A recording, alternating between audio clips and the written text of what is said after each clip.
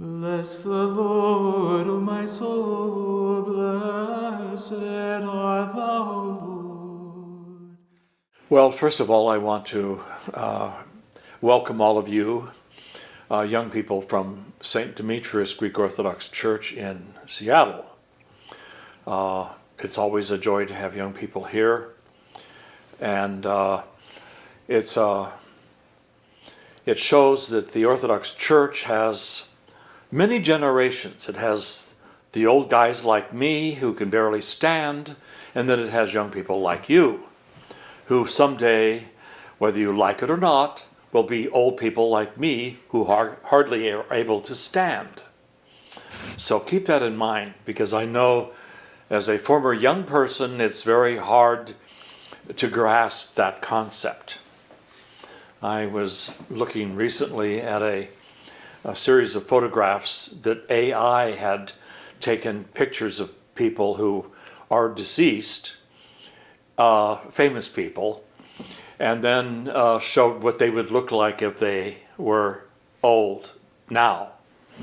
And I thought, looking at a photo that I have of myself when I was 22, and looking at a photo of myself now, they're hardly recognizable as the very same person.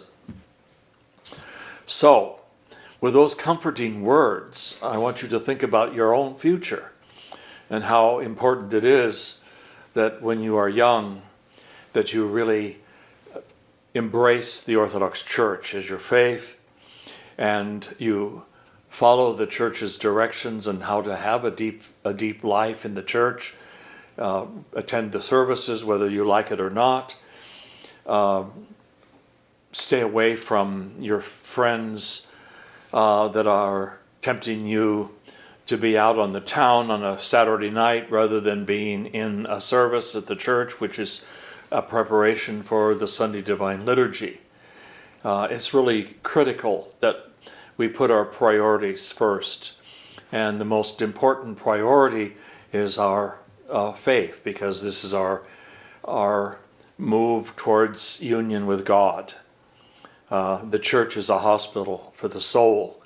And so if we're not taking the church seriously in that role, then what we end up doing is we cheat ourselves. It would be sort of like having your doctor tell you that you have early stages of cancer, and I want you to go to the Fred Hutchins Cancer Research Center. And you said, oh, yes, okay, well, thank you. And then the next day you think, oh, I'll put this off because I've got too many things on my plate. I want to get together with my friends. And oh, I remember I'm also planning on going to Hawaii next week for 2 weeks. So I'll do it when I get back. And then you get back and you're thinking, oh my gosh, I've got so much on my plate, I haven't seen my friends for a while, and you keep putting it off and putting it off and putting it off, and then all of a sudden you are in the ICU, and the doctor comes in and says, oh, I'm sorry to tell you this, but you have 2 months until you are dead. And then you're thinking, oh my gosh, I should have had better priorities. And that's really what it's like if we don't have our priorities set when it comes to the faith. We want to make sure that we're making our journey in orthodoxy as the most important thing in our lives. That doesn't mean you can't laugh. It doesn't mean you can't get together with friends.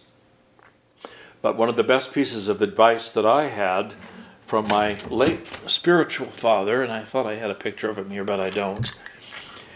My late spiritual father told me that what's really important is the people you hang out with, the company you keep.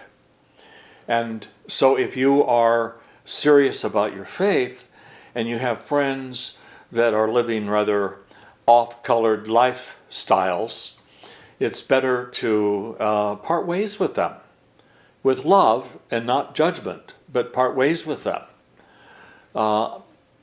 When I was a young man in college, I remember a friend that had a very colorful vocabulary. And And I was trying not to have that vocabulary. And I remember one day I was in a hospital, and I was walking down this hall in this hospital to see somebody. And I glanced to my right, and there was a man lying on a gurney in this hospital room. And he was unconscious, but all of a sudden I saw him start to move. And as he turned over on his side, he fell smack down on the floor, face first. And I was so horrified, and I remember there was a nurse down at the end of the aisle and the hall, and I made this remark in a loud voice using a very colorful word that was not appropriate in a hospital or in my living room. And then I remember after I said that word, I was really embarrassed that I had used that word, and I should have known better. This was when I was a young psychologist, and I thought this is not professional. And here I am having people in the hallway hear me say that colorful word, which starts with F. And then I realized that if I was going to continue having friendships with people that used that word, that I would never be able to put myself beyond that word. And I think it's the same way when we have people who are friends who don't believe in God, are not churchgoers. They do not have any care about the spiritual life. They don't see the importance of it. And so if those are the people you hang out with, then there's a whole big part of you that will be disconnected from the true meaning of life, that we are on this quest for union with God, and we want God to transform us and change us. And so we have to be careful with the company we keep. So when we stand in the celebration of the Divine Liturgy in our churches, we've all been told that as Orthodox Christians, we know that during the Divine Liturgy, the church militant here on earth, which is what we're a part of, is joined seamlessly with the church triumphant in heaven, which are the saints that have gone on before us. And this is a remarkable thing when we think about it. But at the same token, when we are in our homes or in our bedroom and we have our icons on the walls in our bedroom, that's a link that we have to the heavenly realm. And when, as an Orthodox Christian, when you first get up in the morning, it's a really good practice to light your lampada before your icons. Not only as a prayer offering to the saints that you're asking for their intercession, but also as a memory, a reminder to you that you are living as an Orthodox Christian, and you want to make sure that your focus is on Christ and not on all the things of this world. Now, that doesn't mean you cannot be having a social life. It doesn't mean that you cannot go to a movie with friends. It doesn't mean you can't go into a bar and have a beer.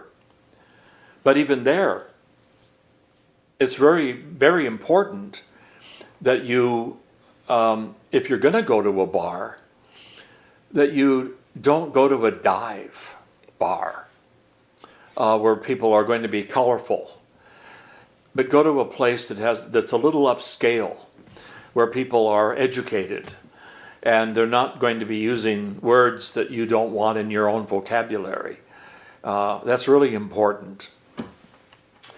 I also would like you to think about the fact that, for instance, all of you as young people gathering at St. Demetrios, and it's my understanding that on Sundays you have a number of tables of other young people, and you all get together and you have your time in trapeza collectively together. And I think that's a wonderful thing. It's the perfect plan for anyone who's going to be taking their faith seriously. And in fact, that's one of the reasons why some people end up embracing monasticism for themselves. That's certainly one of the reasons why I chose to be a monk, because I wanted to have my whole life focused on God and on the services of the church and on that goal of union with God. And I figured that in my own weakness, the best place for me to be would be in a monastery. And for those of you who are not called to the monastic life, you can be making the center of your weekly life in the church, in your parish. And for those who may be watching this video who go to a church where there's not very many young people, there's a young woman in Seattle that a number of years ago, when she realized that a lot of young people, young men don't meet young women who are Orthodox and vice versa. And so she started a pan-Orthodox group, a pan-Orthodox group of young people, so that they could get together and socialize and meet a prospective spouse in a place like that. And even if they didn't meet that spouse in a setting like that, what they did get from that is mutual support for the spiritual life. That is really, really important. And I look at my friends, and not all of my friends are Orthodox, but all of my friends are religious. And so, for instance, my own brother, who is evangelical, when my brother and I get together a couple times a year in northern Idaho, sometimes to go fishing, the joy that I feel of being in the presence of someone else who's a devout Christian, even though he's not Orthodox yet, working about it. But having a brother who is devout as a Christian. I have, of all my friends that I had in college, there's only a couple that I can think about that I still love to get together with. And they're devout Christians. Not Orthodox yet, but devout Christians. And that is what makes a big difference in my own journey, because I'm not wasting my time in a secular environment, but I'm sharing my faith, my Orthodox faith, in a truly evangelical way of loving my friends and letting them see what Orthodoxy has done for me. And so, oddly enough, all of these friends that I'm speaking of, including my brother, are not embarrassed to be seen publicly with somebody that looks like this. There are other friends in the past that were embarrassed. And I remember one in particular said, "Do you always have to dress like that?" And I said, "Would you prefer that I not?" And he says, "Well, people are kind of staring." And my response was, "Good. It means that I am an evangelist for my faith. I'm not hiding it under a bushel." And being somebody that didn't walk into a coffee house in Berkeley with the light of Christ shining bright in my face, I figured, well, the next best thing is to be like this, being a monk, and having people wonder, well, what is that? And then approach me and ask me questions about my faith. What are you? And what does that mean? I've never heard of the Orthodox Church. I've had that happen a lot. People say, well, what is the Orthodox Church? Or, given my appearance, I've had people say, "Shalom, Rabbi." And then I said, well, peace to you. But I am not a rabbi. I'm not Jewish. I may look like a rabbi, but I am an Orthodox Christian.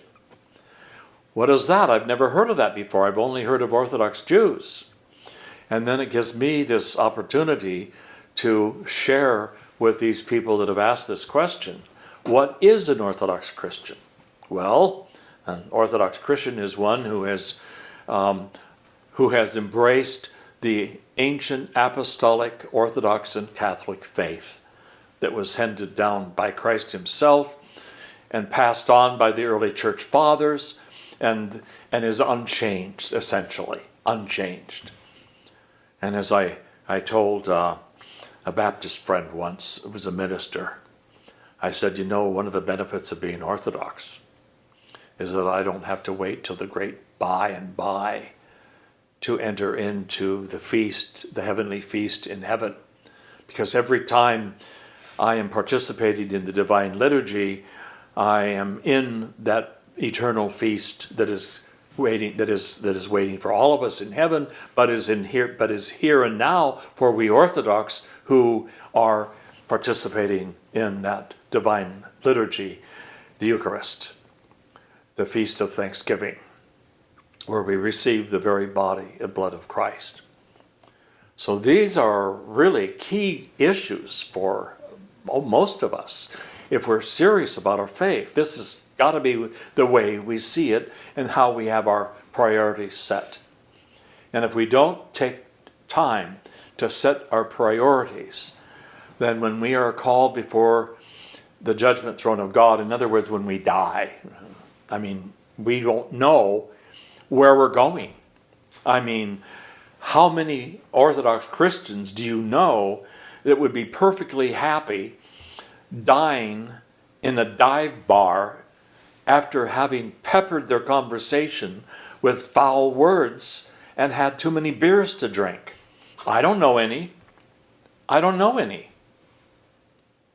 So we need to pay attention to where we are, who we're hanging around with, and how we speak our language, and who we are ministering to, because the Lord has called all of us to be evangelists for the faith. There's no exception. Every Orthodox Christian is called to spread the gospel of Christ into all the world. And it doesn't mean you get on a airliner and you fly to some foreign country and you step off the plane with a Bible in hand ready to be a missionary, because you're a missionary here and now if you're paying attention to what it means to be an Orthodox Christian. If you have found this content to be a blessing, please like, share, and subscribe. Thank you. Both now and ever and unto the ages of ages. Amen. Only begotten Son and immortal Word of God,